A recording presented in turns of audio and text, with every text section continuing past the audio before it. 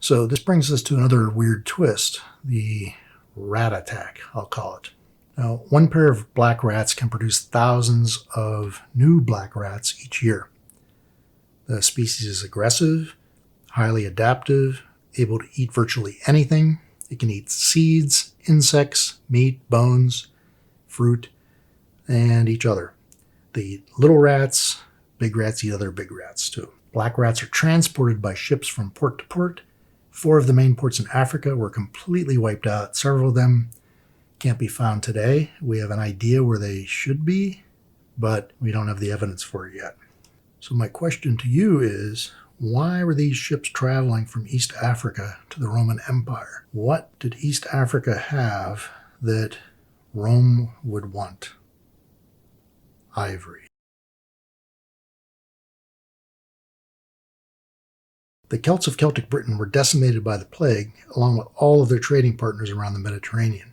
So this plague that broke out in Constantinople spread quickly along trade routes, and wherever it spread, it killed people. So we can see the temperatures in the summer are still in the 7 to 8 range, much lower than the modern, and much, much lower than the height of the Roman warm period. By 610 AD, we're getting close to the Viking Age, the age of exploration. At this time, the Germanic Anglo-Saxons are taking advantage of this slight warming and expanding through much of what today is England. So as temperatures go up, these Anglo-Saxon farmers expand. And as they expand, they displace the Celts further to the west and further to the north. At 640 AD, temperatures again are in the 9-degree range in the summer, so cooler than today, but warmer than 2,400 years ago. 640, bang, we're out of the Dark Ages and we're into the high Viking times, or the Viking Ages. Temperatures are similar, if not maybe a degree or so warmer than today. And in the 700s, temperatures around 9 or 10 in the summer, close to today. The warmth that was experienced at that time increases Norway's human population, and as these farms in Norway increase in population but don't increase in size because they're long, narrow farms in a fjord or at the end of a fjord, there's no place for the sons to go. So what they do is they leave the bay, they leave the fjord, which is called a wike or a wake. So to leave is to go a Viking, which we call Viking. To go a Viking is to go exploring and to go settling. As Norwegian populations expand, the people move throughout Northern Europe. They travel through Western Russia, the North Atlantic. They establish Paris, London, Vienna, Novgorod. They were in Baghdad, bothering the Iraqis pretty regularly. One thing they did that was unlike other people is when they had a good thing, they stuck with it. So they would go a Viking and basically threaten people, bully them, take their lunch money, and tell them, we're not going to burn your place down. We're going to be back next year, and we're going to want more lunch money. So get it together. And people would say, well, okay, it's easier to just pay them to leave them alone than to fight them every year. So they eventually reach Iceland in about 860 AD. This is one of the early Viking houses that remains in Iceland. This is in the Vestfjords region, not too far from where the piston cores were taken. One of them was out here, this fjord. If you go about 30 miles this way, that's where one of the giant piston cores was taken. This site is still occupied by a farm today. So what was good farming 1,200 years ago is still good farming today. This is Leif Erikson's farm in Greenland. The Vikings made it to Greenland in the 900s, around 960, set up this place in Brattahlid. It's a reconstruction of the church. It holds about 8 people uncomfortably, the rear of the church. This is the inside of one of Leif Erikson's barns. This is a cattle stall here. See, one cow would fit here, one cow here, and so on. There are believed to be about 40 cows altogether in this barn. So a pretty good sized barn, which you can see here. So long, thin stone barn. This is the view that the cows have to this day. This is in August, so there's plenty of ice. The water's pretty cool, even in the height of the summer. The big news when I was there was that 22 more cows were arriving on that day. And that was big news. That was the Greenland news of the day. More cows. This is another farm that goes back about 1,200 years. The road to Igaliku. See some famous archaeologists following me down this road. Nobody told me or anyone else what we were doing. They just dropped us off. And I started walking, and gradually everyone followed me. And we ended up at the right place. But we didn't know we were supposed to be there. Yeah, kind of typical of Greenlandic organization. There you go. See you later. This is an entrance to a barn in Igaliku. This is the tithe house. This is where they would have stored the valuables like cheese and butter and polar bear skins, which were very valuable and actively traded between Greenland and the king back in Norway. And a view from one of the other barns, the farmer entrance. Now this is Greenland and Newfoundland being settled in 960 AD. The east coast of Greenland in the summertime looks like this and this. This is August. This is West Greenland on the same day. It's not quite green, but it's not white. So people would have settled here along the coast if there was sufficient flat land for a small farm. In Scotland, it would be known as a croft. You'd be a crofter. 960 AD, temperatures are climbing. They're edging back up. We're now at about 10 degrees in the summer. 990, temperatures pop down a little bit. So the important thing here is even during these cold and warm periods, the Roman warm period, the Little Ice Age, the medieval warm period, we call them that, but there are cold periods within the warm periods, and there are warm periods within the cold periods. It's just a general change in climate. So even during the medieval warm period, which we're into here, there are periods of significant cold and famine in this marginal climate zone. Now, farmers shouldn't be farming in Greenland. Farmers shouldn't be farming in Iceland, but they are. And it's a struggle even today. So fortunately for us, the Vikings were good at keeping records, and they had to keep records because the King of Norway demanded it. Some of these records became sagas, kind of embellished tax write-off stories in some ways. One of the more serious ones is called the Lamnabok, the Book of Settlements.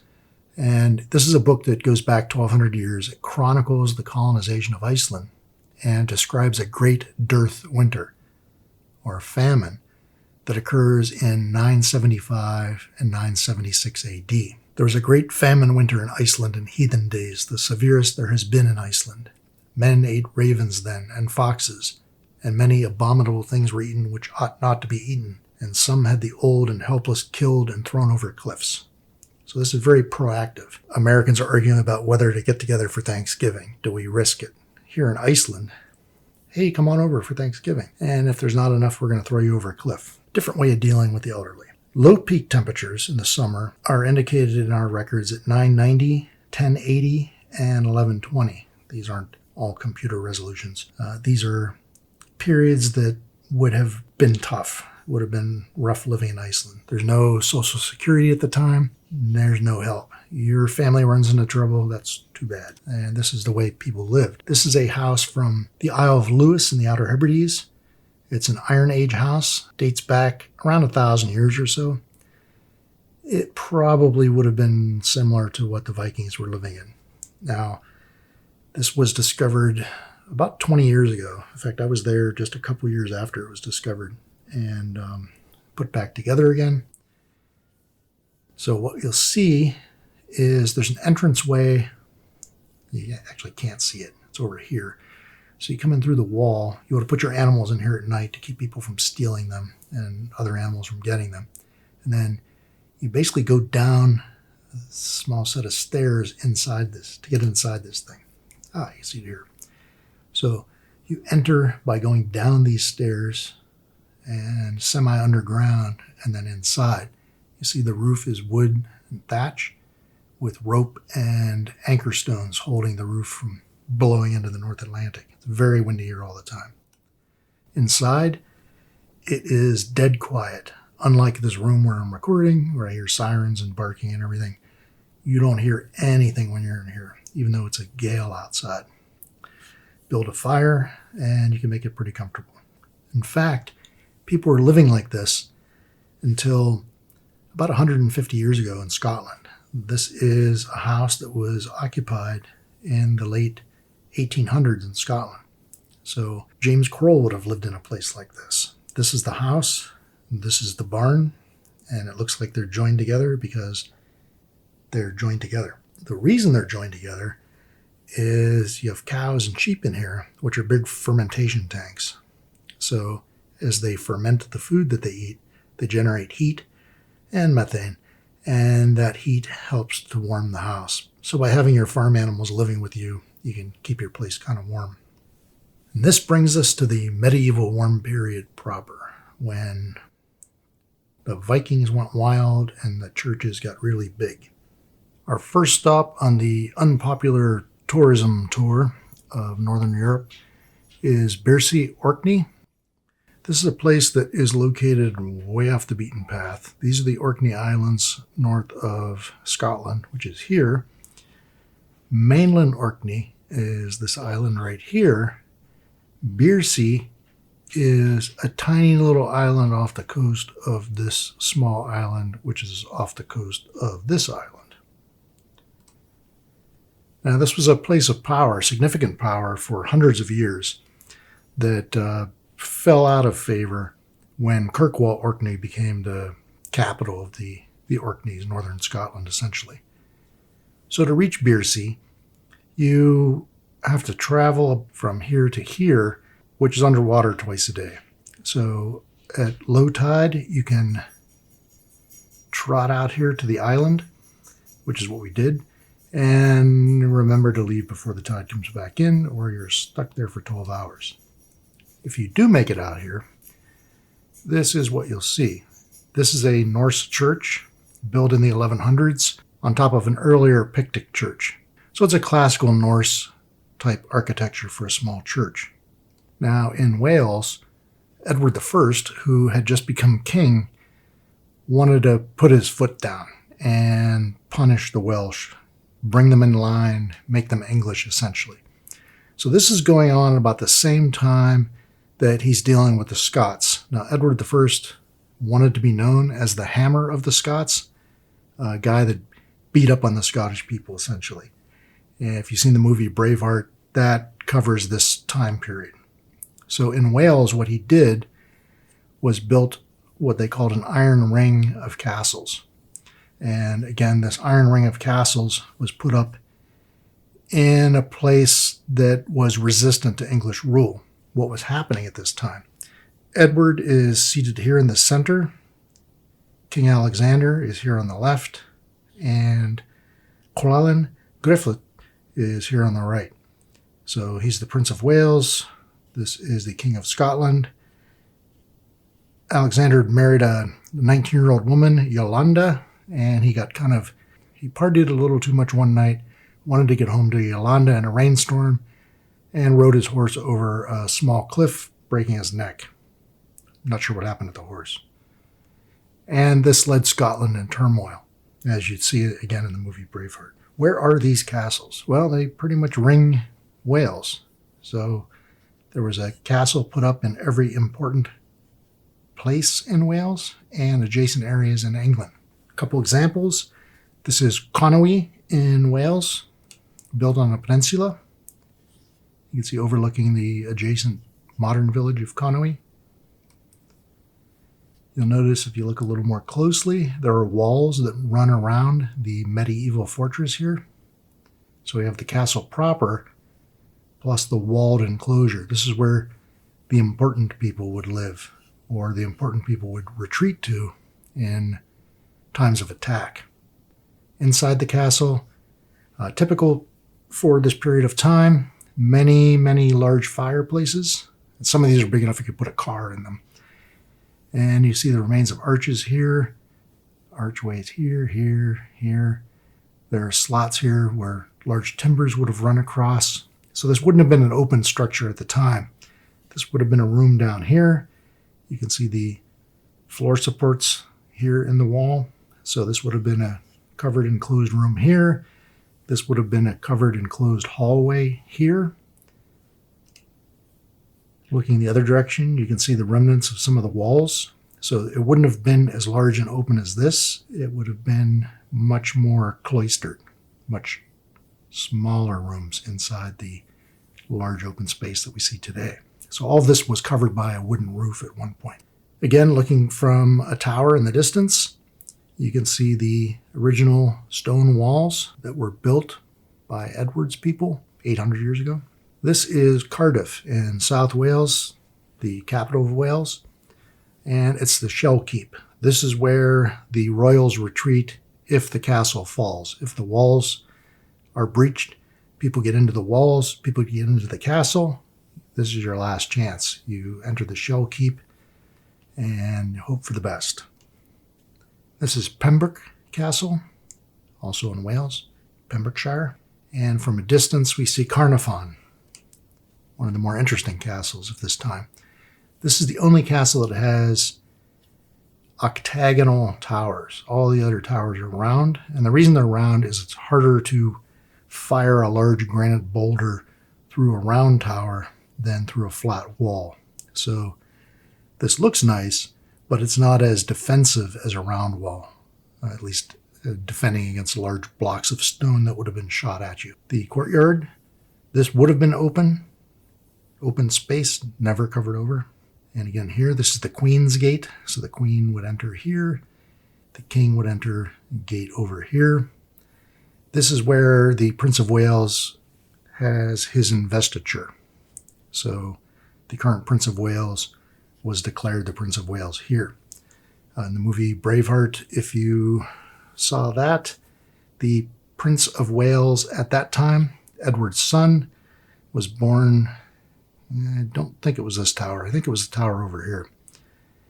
And that gives him royal authority over this castle. Here is the moat, which has been drained, and the bridge that enters the castle. So there would have been significant defensive features built in here. In fact, there are. And just as an example of the ongoing resistance, the Welsh never really gave up. They never really liked England. They have been fighting ever since. To this day, every sign in Wales has to be in Welsh if it's in English. So here we see the wine shop and post office. Now moving back to North America, in the Southwest, we saw a couple photos of some of this stuff earlier in class. The Anasazi, the ancient ones as they're known to modern Native Americans, built huge cities and lots of cliff dwellings. And then suddenly they disappeared around 800 years ago.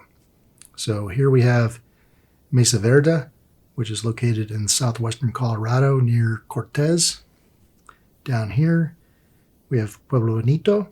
This is located near Pie Town, and Truth or Consequences, and a couple other oddities are nearby. In Europe, Basilica di Santa Maria del Fiore, also known as the Duomo di Firenze, was built by wealthy families. Now in Europe, the rich want to get into heaven, just like the poor. The rich have some advantages. Like if I build a really nice church for God, maybe he'll forget about all the other stuff I've been up to. This has been important for hundreds of years, and this is a sign of exceptional wealth. So during the medieval warm period, people were getting wealthy pretty much everywhere we look. This is the Duomo in Florence, again, just taken from a different angle. The church was started in 1296 AD. The dome was built in 1461. That took a while to get to that point. And then finally the facade was added on in 1887. So from 1296 to 1887, this church was under construction. There's a reason it took that long. This is the Duomo di Siena. This is located in Tuscany, a couple hours by train from Florence. Definitely this is where you want to go if you want to see cool medieval warm period stuff. Florence is too much. It's everybody knows about it. It's too much. It's like Yogi Berra said, nobody goes to that place anymore. It's too crowded. The church in Siena, inside, this might look familiar. At least when I first saw this, I said, this is where that thing in Lord of the Rings comes from. And my girlfriend said, what are you talking about? I said, that castle in Lord of the Rings, it's this. They design it from this. I don't know what you're talking about. And eventually I bought the Blu-rays and watched them, and the extras, Peter Jackson talks about scouting locations, and he said, I found this really cool church in Tuscany. It's like, I knew it. It becomes this church in the movie. Now, what's interesting about this from our perspective is that the church was started when there was lots of cash flowing. In fact, there was so much cash flowing, they're going to make the church much, much bigger. And that started 800 years ago. They were adding symmetrical wings onto the church that would make the church probably 4 times its size. And you could see the walls were put up, some arches were established, and then that work stopped. Subsequently, people put bricks in here. They built houses adjacent to this structure. Basically, in old Europe, if anything looks like a wall, it's turned into a wall, and it becomes a wall of a house or an apartment or something else. In Germany, in Köln or Cologne, we have the construction of the Kölner Dome. This is one of the most impressive churches you'll see anywhere, at least that I've seen anywhere. First time I went to Cologne, I was kind of excited about seeing this thing, and I got off the train, and it's like, I don't know where this church is relative to the train station, but it's pretty big. And you walk out of the train station, which is right here, and it's like, that's a big church. And here you see the front, the facade, which is 8,000 square meters. I believe it's still the largest facade of any church in the world. Bringing us back to the 1200s again. So in this case, the cornerstone was laid about the same time as Il Duomo in Firenze, and it was completed about the same time. So the church was started in 1248, finished in 1880. Why are these people so lazy? We'll get back to that. So right about this time, the early 1300s, cold weather brought on a series of major problems in Europe. It started with the wet period from 1315 to 1322, and it continued a couple decades later with the Black Death. Now, the wet period led to the 14th century famine, and the Black Death led to the Black Death. So now we're into the Great Famine. The beginning of the 14th century is marked by one of the great disasters of human history. The rain started in 1315 and continued, particularly in the summers, for about 7 years. Like the 6th century famines, this event changes everything. Unlike the 6th century famine, we have much better records this time around. Now remember, the 6th century famine was caused by the cold and dreariness of the Dark Ages, coupled with a comet impact. The history of this famine relies on combining studies of skeletons, tree ring growth, and analyses of infrastructure with accounts in chronicles, tax records, rents, and admission of new burghers to town institutions. These are all signs of money moving or food moving. Much of this information, therefore, is in the form of numbers, such as dates, grain yields, weather data, and prices. Now we're back into some rough stuff. This is the onset of the Little Ice Age. At least 100,000 people died along the Dutch and German coasts in 4 strong storm surges at 1200 AD, 1212 to 1219 AD, 1287, and 1362 AD. The Zuider Zee in the northern Netherlands formed during the 14th century when the North Sea carved out and washed away an enormous amount of farmland. Here we see the Zuider Zee. So Zee is Dutch for sea. So the Zuider Sea, an inland sea that formed from the North Sea invading what today is Holland or Netherlands. This Zuider Zee was finally reclaimed this century, the 20th century, with the Great Dykes. The greatest storm of the 14th century was likely the storm of January 1362 that became known as the Groot Mandrake, the Great Drowning of Men. Here you can see a flood of 1634, which isolates the island of Nordstreet. Now, this used to be farmland. All of this was farmland that was flooded and washed away during this flood of 1634. So people would have lived here, they would have farmed here, and they would have almost certainly died during this storm event. In fact, if we total it up, over 1 million Dutch have drowned since 1000 AD. Now, in 1380, we're looking at temperatures during the Little Ice Age, where we see summers off the coast of Iceland at about 5.5 degrees or so. Again, much, much colder than the 11 that we experience in the modern. The result is this cold and often wet weather in Europe generates the 14th century famine, the crop failures that killed 30% of the European population, and 2 decades later, the Black Death that kills another 30% of the European population. This isn't isolated to Europe. It's where we have the best records. This is the time when images of the apocalypse, like Peter Bruegel's Nightmare, the triumph of death, become more and more common. This is in the Prado in Madrid today, and it's a very large painting, probably 15 feet by 10 feet, something like that. Pretty big. You see a lot of things going on that are what I would call unpleasant. These are bodies that are elevated so that the ground scavengers can't get them. Basically, the birds pluck them away. Here's a skeleton cutting someone's head off. Some skeletons hanging some people. Bodies everywhere. Skeleton cutting somebody's throat. Dog eating somebody's face. Here's a skeleton helping a body somewhere. Another skeleton robbing the king. Skeletons carrying cartloads of skulls. Coffin-shaped ships with bodies being thrown into the water. All fairly unpleasant. No epoch was more mutually mad.